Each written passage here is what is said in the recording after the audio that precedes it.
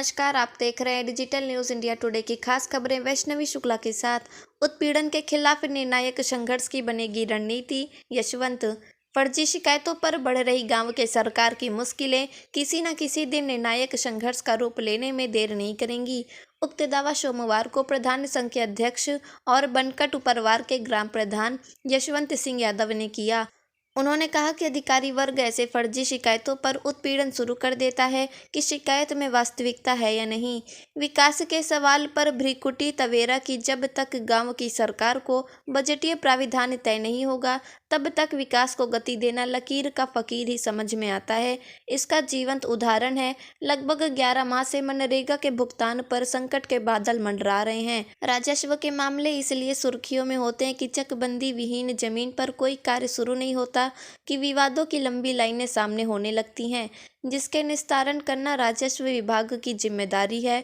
बड़ी कार्य योजनाएं विभागीय दारोमदार का इंतजार करती हैं।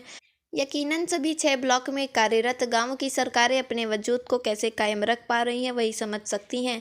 ब्लॉक से लेकर जिले स्तर के अधिकारी अपनी जिम्मेदारियों का निर्वहन निष्पक्ष तरीके से कर गांव की सरकार को लक्ष्य दे सकते हैं। आइए रुख करते हैं भदोही की ओर और देखते हैं जिला प्रभारी राजेश तिवारी की रिपोर्ट। प्रधान जी, सबसे पहले तो आप अपना परिचय दीजिए पूरा। मैं प्रधान बनकट उपरवार ब्लॉक डी जनपद भदोही, अध्यक्ष प्रधान संघ भदोही। अभी जहाँ तक आप प्रधान संघ के अध्यक्ष हैं तो काफी प्रधानों के ऊपर कुछ कार्रवाई हो रही है। पंचायत भवन और जैसे तमाम ऐसे कार्य हैं गांव में जो अधूरे पड़े हैं, निर्माणाधीन हैं, उसको लेकर के तमाम लोग एप्लीकेशन देते हैं और उनके ऊपर कार्रवाइयाँ हो रही हैं। तो इसका मेन कारण क्या है, क्यों इसका पूर्ण नहीं हो पाया? पूर्ण का रीज़न ये है कि जो नरेगा के तहत जो ग्राम सभाओं में सचिवालय बनने थे, नरेगा का पैसा करीब 11 महीने हो गए, अभी तक नहीं आया, पहला। दूसरा, कुछ ज़मीन के मैटर से जहाँ चकबंदी नहीं हुई है जिन ग्राम सभाओं में, वहाँ भी ज़मीन उपलब्ध नहीं हो पा रही है। और जहाँ उपलब्ध हो रही है कुछ विवादित रीजन है जिसको राजस्व सही ढंग से अपना काम नहीं कर रहा है और उसमें रुचि नहीं दिखा रहा है, जिस कारण से वो सचिवालय कंप्लीट नहीं हो रहे हैं। और कुछ लोग फर्जी एप्लीकेशन दे करके ग्राम सभाओं में जो प्रधानों को परेशान करने की कोशिश की जा रही है। मैं अधिकारियों से यही निवेदन करूंगा कि अधिकारीगण इस बात को देखें कि जो एप्लीकेंट है, जो एप्लीकेशन देने वाला, वो कैसा इंसान है। और विदाउट एड्रेस का अगर जांच कर रहे हैं तो नियम के विरुद्ध है। ये हाईकोर्ट के डायरेक्शंस हैं कि उसका एप्लीकेशन में नाम तो है और मोबाइल नंबर नहीं है, एड्रेस नहीं है, तो वो एप्लीकेशन की जांच नहीं होगी। लेकिन कुछ अधिकारी भ्रष्ट जो इस तरह से जांच करके वो प्रधानों का शोषण कर रहे हैं जिले में, उसके लिए हम लोग एक रणनीति बना करके अब उनके खिलाफ हम लोग खड़े होंगे। जैसा कि आप भी एक प्रधान पद पे हैं और आपके द्वारा यहाँ पे इतना सुंदर पंचायत भवन का कार्य पूर्ण कर लिया गया है, तालाब का सुंदरीकरण हो गया है, खेल मैदान भी आपके द्वारा बनवाया गया है, एक सुंदर सा स्टेडियम भी बनवा लिया गया है, तो सारे कार्य आप पूर्ण कर सकते हैं, बाकी प्रधान क्यों नहीं कर पाए? भाई, कुछ प्रधान ऐसे हैं कि अभी जानकारी कम है उनको, और जो कुछ सेक्रेटरी ऐसे हैं कि जो शासन के जो विकास के लिए जो चीज़ आते हैं उसको बताते नहीं हैं सही ढंग से, और न प्रधान पूछते हैं, तो उनको जानकारी नहीं है। उस नाते उनको जानकारी नहीं हो पाती है, समय से कोई काम नहीं कर पाते हैं, और कुछ रुचि नहीं है, चाहे सेक्रेटरी की रुचि नहीं है ग्राम सभा के प्रति, या कुछ प्रधानगण को भी ये पता नहीं है, उनकी रुचि नहीं है, जिन कारण से विकास नहीं हो पा रहे हैं।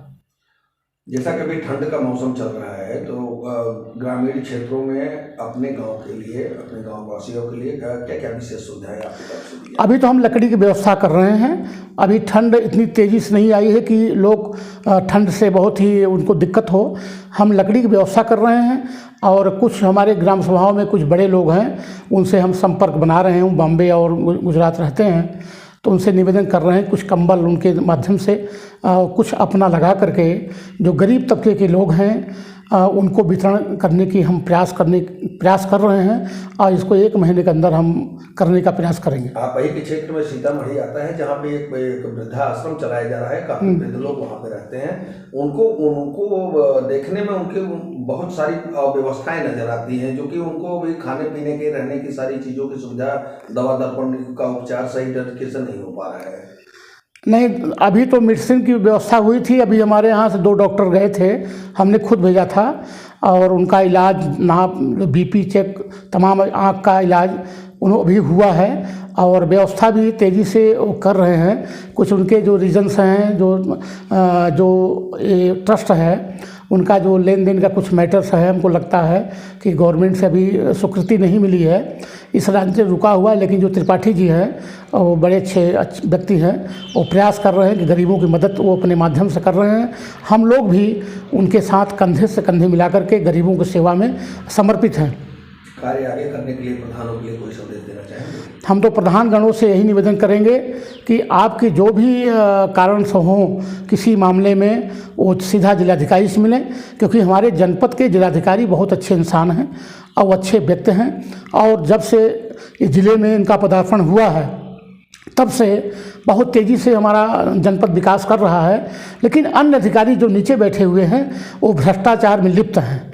वो राजस्व विभाग तो बिल्कुल भ्रष्टाचार में लिप्त है, और कुछ पुलिसकर्मी भी लिप्त हैं। तो मैं एसपी मैडम को भी आपके माध्यम से कहना चाहूँगा कि जो भी आप पुलिसकर्मियों को आप देखें कि कौन ईमानदारी से काम कर रहा है, बीट ड्यूटी क्या है, बीट ड्यूटी के अंतर्गत सिपाही क्या कर रहा है, इसके बारे में आप वो जानकारी लें। अगर वो गलत है, उनके खिलाफ कार्रवाई करें। धन्यवाद।